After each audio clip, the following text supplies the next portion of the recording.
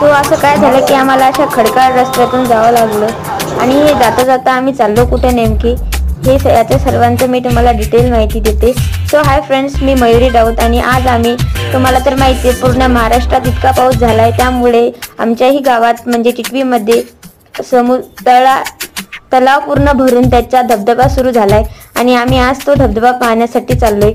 अशा टॅलेंटेड रोडवरनं आमची गाडी उचलत पडत आम्ही सावकाशपणे गाडी नेली. इथे असा चिखल बघून तर माझी आत्मा म्हटली की अरे बापरे हे काय, पण तरीही आम्ही हा चढाव पार करत गेलो. इथे आम्हाला खूप काही जीव जंतू वेगळे प्राणी पक्षी पशु दिसले. त्याच्यातली ही एक आमची देसी व्हेकल ती मला काहीतरी म्हणत होती, पण मी तिला इग्नोर करून पुढे आले आणि आम्ही या व्ह्यूचा आनंद घेतला. त्याच्यानंतर आम्ही इथे सेल्फी पॉईंटवर गेलो. इथे मला काहीतरी मेकॅनिझम वाटत होतं, पण ही सर्व सेल्फी काढली आणि पुढे गेलो. याच्यामध्ये पाऊस येत होता म्हणून आम्ही पळत तलावाकडे जात होतो.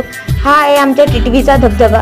आता याचं पाणी कमी झालंय, परंतु जेव्हा पहिला वेळेस आला होता तेव्हा खूप पाणी होतं याला आणि याच्यामध्ये आम्ही पोहायचं वाटलं होतं, पण खूप पाणी असल्यामुळे आम्ही पोहलो नाही. आम्ही इकडे साईडला उभे राहिलो होतो. आमच्या मामांनी असा मस्त एक व्हिडिओ काढला याचा.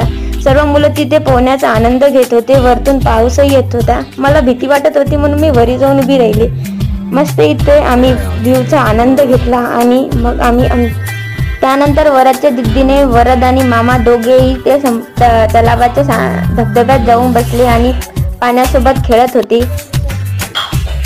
त्यानंतर पावसाने आम्हाला पूर्ण भिजवलं आणि पावसामुळे आमची गाडी ही पूर्ण बंद पडली होती. त्याच्यामुळे वरद आणि मामा तिला लोटत नेत होते आणि मी त्यांना पाहून हसत होते.